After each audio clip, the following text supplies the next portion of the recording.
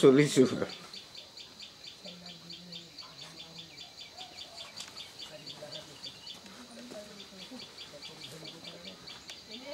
কাম বন্ধ কৰিলেতো যেন তেনে খাওঁ হ'ব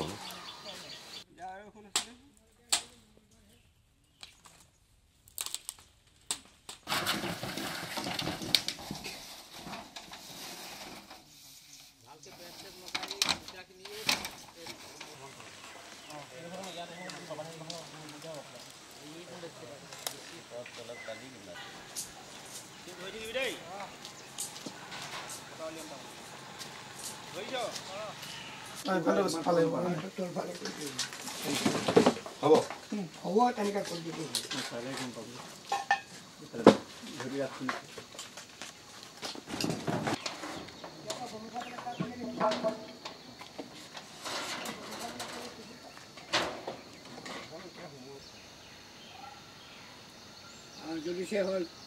আৰু আমি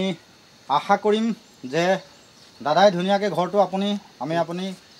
ধুনীয়াকৈ আপোনাক আমি ঘৰটো আজি চঞ্জাইছোঁ বহুত কাম আমাৰ কৰিবলৈ থাকি গ'ল তথাপিতো আপুনি থাকিব পৰাকৈ আমি টিঙেই হওক বেৰেই হওক বাঁহেই হওক যেনে তেনে আমি ঘৰটো আপোনাক নিৰ্মাণ কৰি চঞ্জাইছোঁ আশা কৰিম আপুনি এই যিকেইটা দিন ভালকৈ থাকিব ধুনীয়াকৈ থাকিব মানুহে যাতে আপোনাক ভাল বুলি কয় সেইকাৰণে আমি আপোনালৈ এই ঘৰভাগ অৰ্পণ কৰি সেৱা জনাইছোঁ ঘৰটো প্ৰথমতে পচন্দ ডাঙৰীয়াক আমি ঘৰটোৰ ভিতৰলৈ এবাৰ সোমাবৰ কাৰণে অনুৰোধ কৰিছোঁ তাৰপিছত আহক এপাক ঘৰটোৰ ভিতৰলৈ সোমাই আহক ব'লক আহক ঘৰটোৰ ভিতৰলৈ সোমাওক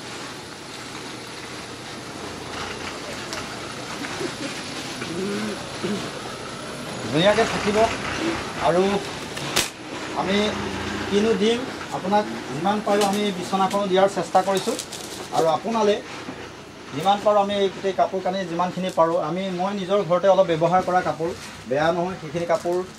সেইখিনি আপোনাক দিছোঁ লগতে আপোনাক নতুন এটা চোলা আপোনালৈ উপহাৰ দিছোঁ আৰু বিপদে আপদে আমি আপোনাক সহায় কৰিম দেই কৃষ্ণ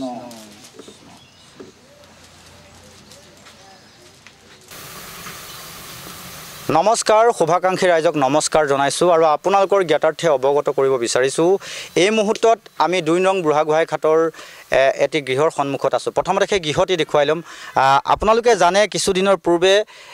এই ভাগি পৰু হৈ থকা এটা গৃহ সেই গৃহটি আচলতে গৰাকী হ'ল গেঠুৱা দুলেখৰীয়া তেওঁ এটা ভৰিত আঘাতপ্ৰাপ্ত তেওঁ কাম কৰিব নোৱাৰে লেঙুৰাই তেওঁ খোজ কাঢ়ে আৰু সেই গৃহটি আমি চেষ্টা কৰিলোঁ গৃহটি অকণমান পৰিপাতি কৰি দিবৰ কাৰণে আমি নতুনকৈ বেৰ কেইছটামান লগাবৰ কাৰণে চেষ্টা কৰিলোঁ টিং পাত লগাই মানুহজন থাকিব পৰা এটা ব্যৱস্থা কৰি দিলোঁ আৰু সেই গৃহটি আজি আমি এগছি বন্তি জ্বলাই ইতিমধ্যে আমি সেই দৃশ্যাংশ আপোনালোকক দেখুৱাইছোঁ বন্তি জ্বলাই সেই গৃহটি আজি আমি এক প্ৰকাৰ উন্মোচন কৰিছোঁ বুলি কৈছোঁ কাৰণ এই কাম কৰি যাওঁতে আমাক যথেষ্ট লোকে সহায় কৰিছিলে বিশ্বজিৎ হাজৰিকা নামৰ এজন ব্যক্তিয়ে সহায় কৰিছিলে মোৰ দাদা আৰু মোৰ শুভাকাংক্ষী যোন তেওঁ কিছু সহায় কৰিছিলে লগতে এই বৃহৎ অঞ্চলটিৰ উদীয়মান যুৱক প্ৰচন তেওঁ আচলতে যথেষ্ট কষ্ট আমাৰ লগত কৰি আজি এই ঘৰটো সম্পূৰ্ণকৈ আমি উলিয়াবৰ বাবে সক্ষম হ'লোঁ আৰু আজি কি ক'ব যথেষ্ট কষ্টত আছিল আৰু আমি চেষ্টা কৰিলোঁ আপুনি মই আৰু কেইজনমান শুভাকাংক্ষী ব্যক্তিৰ জৰিয়তে আমি গৃহটি উলিয়াবৰ বাবে চেষ্টা কৰিলোঁ এই মুহূৰ্তত কি ক'ব ৰাইজক হয় আমি বহুত দিনৰ পৰা দেখি আছিলোঁ তেখেত ভঙা জুপুৰিত বসবাস কৰি আছিলে মানে দেখিবলৈ বেয়া লাগিছিলে তাৰপাছত কথাটো মই আপোনালোকক অৱগত কৰিলোঁ তাৰপাছত আপোনালোকে যি প্ৰচেষ্টা হাতত ল'লে তাৰ বাবে সঁচাকৈ আজি মই গৌৰৱ অনুভৱ কৰোঁ আপুনি নিজৰ দাদাস্বৰূপ আপোনাক যেনেকৈ ক'লোঁ আপুনি আহি যিদৰে ঘৰটো বনাই দিলে তাৰ বাবে আমি নথৈ আনন্দিত আৰু ইয়াৰ লগতে মই ক'ব বিচাৰোঁ এই যে ভূপেন হাজৰিকাদেৱে কৈছিলে মানুহে মানুহৰ বাবে সেই কথাষাৰ যেন আপুনি আজি সঁচা অৰ্থত প্ৰতিফলিত হৈছে আৰু আমি আপোনাক আন্তৰিকতাৰে ধন্যবাদ জ্ঞাপন কৰিছোঁ হয় আচলতে এটা কথা ভুল নুবুজিব যে আমি গ্লেমাৰ হ'বৰ কাৰণে বা ল'বৰ কাৰণে এনেধৰণৰ কাম কৰি ভিডিঅ' সংগ্ৰহ কৰিবৰ কাৰণে চেষ্টা কৰিছোঁ বা ফটো উঠোৱাবৰ কাৰণে চেষ্টা কৰিছোঁ তেনেকুৱা ধৰণৰ কথা নহয় পুনৰ কৈছোঁ ভুল নুবুজিব এজন অসহায় ব্যক্তি মই সেই অসহায় ব্যক্তিজনক বাৰে বাৰে দেখুৱাই আছোঁ আপোনালোকৰ সন্মুখত সেই অসহায় ব্যক্তিজনে যদি অকণমান শান্তিত নিজৰ কোঠাটোৰ ভিতৰত থাকিব পাৰে অন্ততঃ বৰষুণ নপৰাকৈ বা তেওঁ পৰিপাটিকৈ থাকিব পাৰে তাৰ কাৰণে আমি চেষ্টা কৰিছোঁ আৰু তেখেতৰ পৰা জানিম আজি অকণমান মনটো ভাল লাগিছেনে দাদা? ভাল লাগিছে আৰু আপোনালোকে আহি বনাই সহায় কৰি দিয়াৰ কাৰণে মোৰ মনটোও ভাল লাগিছে। এই মুহূৰ্তত আপোনাৰ ওচৰত আমি সেৱাই ল'ব পাৰোঁ। আপোনাক এটা কথাই কওঁ, আমি সেৱা লৈছোঁ, সদায় ভালকৈ থাকিব। মানুহৰ সমাজত মানুহ আছে, মানুহে সহায় কৰিব আৰু ভালকৈ থাকিব। আমি ভিতৰৰ চৌহদটো অকণমান যদি সম্ভৱ হয়, অৱশ্যে কিছু আন্ধাৰ ভিতৰৰ কোঠাটোত তেখেতে থাকিবৰ কাৰণে বিচনা এখন নাছিল বুলিয়ে ক'ব পাৰি, আছিল। আমি সেই বিচনাখনো মেৰামতি কৰি দিবৰ কাৰণে চেষ্টা কৰিলোঁ। কিছু কাপোৰ মোৰ ঘৰৰ গৃহিণী, মোৰ পত্নী, তেওঁক কিছু কাপোৰ ককালে দিছে, নতুন পোচাকো তেওঁক দিছে। আমি সিমানখিনি আপোনালোকক আচলতে নিজৰ কথা ক'বলৈ মন যোৱা নাই। আমি চেষ্টা কৰোঁ আচলতে ভাল কাম, ভাল কথা সদায় চিন্তা কৰিবৰ কাৰণে সদায় চেষ্টা কৰোঁ। কেতিয়াবা ভুলো হৈ যথেষ্ট। এটা কথা আপোনালোকক অৱগত কৰিব বিচাৰিছোঁ যে